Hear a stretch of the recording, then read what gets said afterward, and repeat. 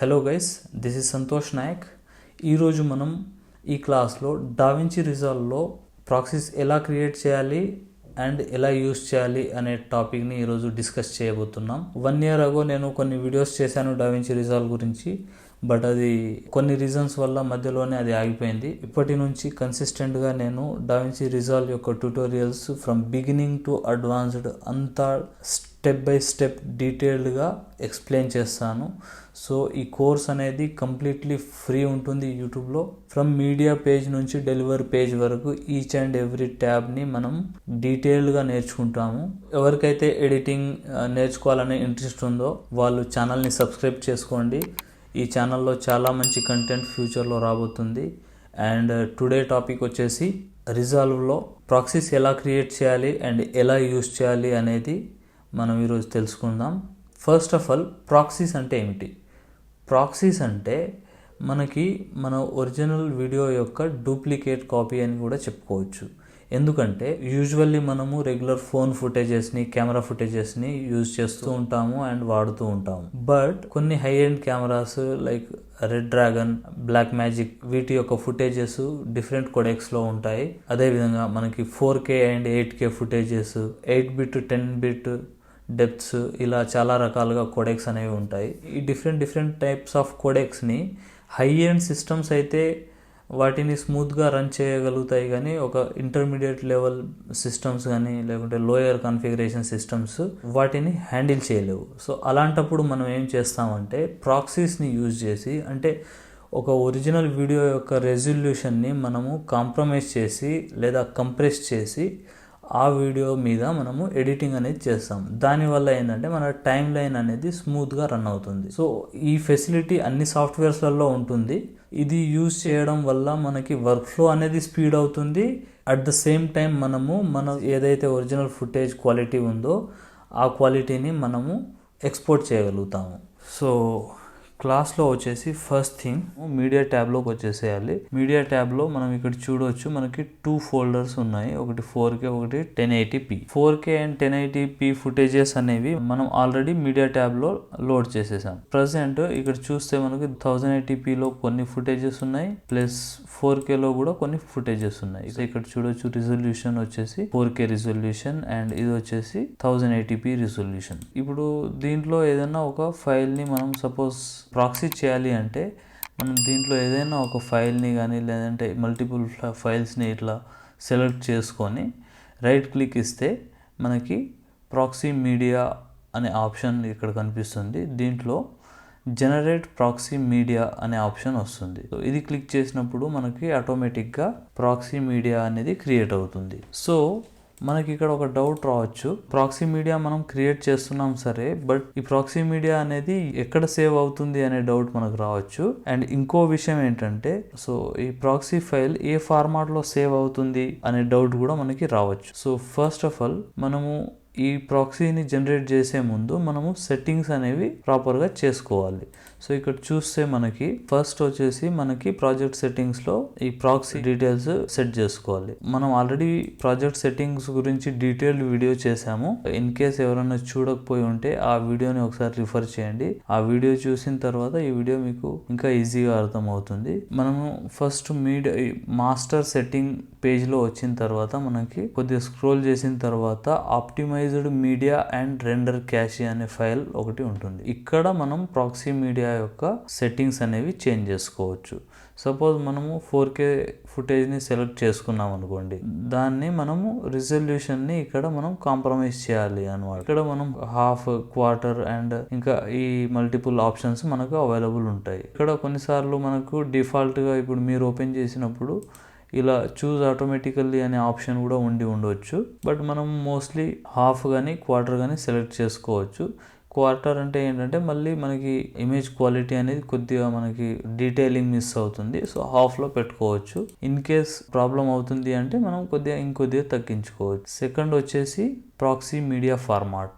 ఇది proxy media resolution కదా, దాంట్లో మనం హాఫ్ పెట్టుకున్నాము. ప్రాక్సీ మీడియా ఫార్మాట్లో మనము 264ని సెలెక్ట్ చేసుకున్నాము. అంతేకాకుండా మనకు వేరియస్ సెట్టింగ్స్ ఉంటాయి, వీటిని కూడా మనం అకార్డింగ్లీ సెట్ చేసుకోవచ్చు.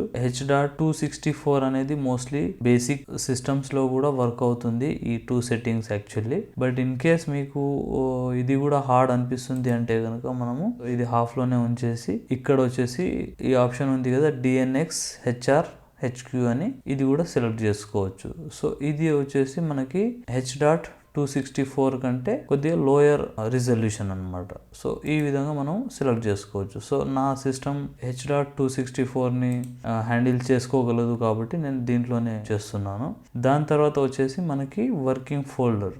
మన ఒరిజినల్ ఫైల్ని డూప్లికేట్ చేస్తున్నాం కదా, సో ఆ డూప్లికేట్ చేసిన ఫైల్స్ కూడా మనకి ఎక్కడో ఒక చోట సేవ్ చేయాలి కదా. సో ఆ సేవ్ చేసేదాన్ని కూడా మనం మనకు కావాల్సినట్టుగా పాత్ అనేది ఇచ్చుకోవచ్చు. సో ఫర్దర్గా మనకు ఫైండ్ అవుట్ చేయడానికి ఈజీగా ఉంటుంది. సో ఇక్కడ చూస్తే వర్కింగ్ ఫోల్డర్స్లో వచ్చేసి ప్రాక్సీ జనరేషన్ లొకేషన్లో ఇక్కడ చూడవచ్చు మనం ఆల్రెడీ ఒక పాత్ ఉంది, మనం ఇప్పుడు ఇంకొకటి క్రియేట్ చేసుకోవచ్చు. సో సింపుల్గా నేను ఇప్పుడు సపోజ్ నా ఎక్స్టర్నల్ హార్డ్ డ్రైవ్లో నేను ఒక పాత్ క్రియేట్ చేస్తాను. నేను ఇంకొక న్యూ ఫోల్డర్ తీసుకొని for demo purpose proxy media అని ఒక ఫోల్డర్ తీసుకుంటున్నాను. సో ఇక్కడ చూడొచ్చు మనము ఒక ఫోల్డర్ క్రియేట్ అయిపోయింది అండ్ ఇక్కడ ఓపెన్ చేశాను. సో ఇక్కడ చూస్తే నా ఎక్స్టర్నల్ హార్డ్ డ్రైవ్లో ప్రాక్సీ మీడియా అనేది ఫోల్డర్ సేవ్ అయింది. దాంట్లో ఇప్పుడు మనం ఏదైతే ప్రాక్సీ చేస్తామో అది దాంట్లో సేవ్ అవుతుంది. ఇక్కడ సేవ్ చేయండి. నెక్స్ట్ వచ్చేసి ఇక్కడ మనకి ఈ 2 ఫోల్డర్స్ ఉన్నాయి కదా, ఈ 2 ఫోల్డర్స్ లో మనం ఇండివిజువల్లీ సెలెక్ట్ చేసుకొని ప్రాక్సీ చేసుకోవచ్చు అండ్ మల్టిపుల్ క్లిప్స్ ని కూడా ఇలా సెలెక్ట్ చేసుకొని చేసుకోవచ్చు. అంతేకాకుండా ఇక్కడ చూడొచ్చు మనం ఈ 2 ఫోల్డర్స్ ని సెలెక్ట్ చేస్తే ఇక్కడ కంప్లీట్ ఫుటేజెస్ అన్ని వచ్చేసినాయి కదా, ఇవన్నీ కూడా మళ్ళీ సెలెక్ట్ చేసుకొని మనం ప్రాక్సీ అనేది చేసుకోవచ్చు. సపోజ్ నేను ఏదైనా 4K 2 క్లిప్స్ తీసుకుంటాను, ఇదొకటి తీసుకున్న తర్వాత రైట్ క్లిక్ చేస్తే మనకి ప్రాక్సీ మీడియా. సో ఈ ప్రాక్సీ మీడియాలో మనము జనరేట్ ప్రాక్సీ మీడియా. సో ఇప్పుడు మీడియా జనరేట్ అవుతుంది. ప్రాక్సీ ఇచ్చిన లొకేషన్ ప్యాత్లోనే ఇది సేవ్ అవుతుందా లేదా అనేది ఇప్పుడు మనం ఒకసారి చూద్దాం. మనం ఎక్స్టర్నల్ హార్డ్ డిస్క్లో ఇచ్చాము కాబట్టి ఇక్కడ చూడొచ్చు ప్రాక్సీ మీడియా. సో ఇప్పుడు ఈ ఫోల్డర్ ఇంకో ఫోల్డర్ క్రియేట్ అయింది కదా, ఇది ప్లస్ ఈ ఫోల్డర్ కూడా మనకు క్రియేట్ అయింది కదా. ఇది యాక్చువల్లీ ఏంటి అంటే మనం ఎప్పుడైతే ప్రాక్సీ క్రియేట్ చేసినప్పుడు ఈ ఫైల్ యొక్క ఒరిజినల్ లొకేషన్ ఎక్కడుందో ఫోల్డర్ నేమ్ కూడా ఇది మనకి రిఫ్లెక్ట్ చేస్తుంది. అందుగురించని ఆ 2 ఫోల్డర్స్ మనకు వచ్చాయి. ఇక్కడ చూస్తే ఈ 2 ఫైల్స్ మనం సెలెక్ట్ చేసాము ఇందాక క్లిప్స్, ఇవి 2 ప్రాక్సీ. సో ఇప్పుడు మనం ఇది సాఫ్ట్వేర్లో కూడా ఒకసారి వచ్చిందా లేదా అనేది చెక్ చేద్దాం. సో ఒకసారి మళ్ళీ ఇక్కడ మీడియా ట్యాబ్లోకి వెళ్ళిపోదాం. మీడియా ట్యాబ్లోకి వెళ్ళిపోతే ఇక్కడ చూడొచ్చు ఈ అన్ని ఫైల్స్ని ఒకసారి చూడండి అండ్ ప్లస్ ఈ 2 ఫైల్స్ని కూడా ఒకసారి చూడండి. ఈ 2 ఫైల్స్ దగ్గర మనకు PXY అని చెప్పేసి కనిపిస్తుంది. ఈ రెండింటిని మనము ప్రాక్సీ చేసాము. ఇదే కాకుండా మనకి ఇక్కడ ఇంకా డీటెయిలింగ్గా ఇక్కడ కూడా వస్తుంది. సో ఇక్కడ చూడొచ్చు ప్రాక్సీ అనే ఆప్షన్ ఉంది కదా మెటాడాటాలో. ఈ మెటాడాటాలో వచ్చేసి మనము 4K ఫుటేజ్ని దేంట్లో చేసాము, హాఫ్లో చేసాము, అంటే 50% తగ్గించాము. సో ఈ 50% తగ్గించినప్పుడు మనకి 1080pలో కన్వర్ట్ అయ్యాయి. ఈ 2 ఫైల్స్ వచ్చేసి మనము 4K నుంచి 50% తగ్గించాము కాబట్టి 1080pలో వచ్చాయి. సో ఇక్కడ ప్రాక్సీ ఇవి 2 జనరేట్ అయినట్టు అండ్ నన్ అన్నీ ఉన్నాయి కదా. సో వీటికి మనం ఎలాంటి ప్రాక్సీ అప్లై చేయలేదు. సో ఒకసారి ఎడిట్ ట్యాబ్లోకి వెళ్ళి మనం వీటిని టెస్ట్ చేద్దాం. మనం కొన్ని 4 ఫైల్స్ ఇట్లా తీసుకుందాం. ఇక్కడ చూడవచ్చు మనము టోటల్ 4 క్లిప్స్ తీసుకున్నాం. ఇక్కడ 1 2 3 4. సో ఈ 4 క్లిప్స్లలో మనం అబ్జర్వ్ చేస్తే ఈ 2 క్లిప్స్కి ప్రాక్సీ అప్లై అయి ఉంది అని చెప్పేసి మనకి ఇక్కడ ఇండికేషన్స్ చూపిస్తుంది. ఈ ఫైల్ అండ్ ఈ ఫైల్, ఈ రెండిటికి అలాంటి మార్కింగ్స్ ఏం లేవు కాబట్టి వీటికి మనం ప్రాక్సీ అప్లై చేయలేదు. అండ్ ఇప్పుడు మనం ఇక్కడ చూసుకుంటే ఈ ప్లేబ్యాక్లోకి వెళ్ళి ప్రాక్సీ హ్యాండ్లింగ్ అని ఉంది కదా, దీని మీద హోవర్ చేస్తే మనకి ఇక్కడ చూస్తే ప్రిఫర్ ప్రాక్సీస్ అని చెప్పేసి ఉంది. సో ఆల్రెడీ ఇది ఎనబుల్ అయిన ప్రాసెస్ కాబట్టి ఎప్పుడైతే మనం ప్రాక్సీ క్రియేట్ చేసామో మనం టైమ్ లైన్లో ఆటోమేటికల్లీ ఇక్కడ ప్రాక్సీ అనేది లింక్ అయిపోయి ఉంటుంది. ఇక్కడ చూసారు కదా, దీనికి లింక్ అయింది ప్రాక్సీ, బట్ ఈ 2 ఫైల్స్కి లింక్ అవ్వలేదు. సో వీటిని మనం అన్లింక్ చేద్దాం. ఇప్పుడు సింపుల్గా మనం సేమ్ ప్లేబ్యాక్ దీంట్లోకి వెళ్ళి ప్రాక్సీ హ్యాండ్లింగ్ని డిజేబుల్ ఆల్ ప్రాక్సీస్ అని క్లిక్ చేద్దాం. ఇక్కడ చూడవచ్చు మనకు ఈ ప్రాక్సీస్ అనేవి డిసపియర్ అయిపోయినాయి. సో ఏమైంది ఇప్పుడు generally proxy files already available ఉన్నాయి, మనం ఎక్కడైతే డూప్లికేట్ చేసామో ఆ లొకేషన్లోనే సేవ్ అయి ఉన్నాయి. బట్ ఈ 2 క్లిప్స్కి మనం డిజేబుల్ చేసాం కాబట్టి అవి అన్లింక్ అయిపోయాయి.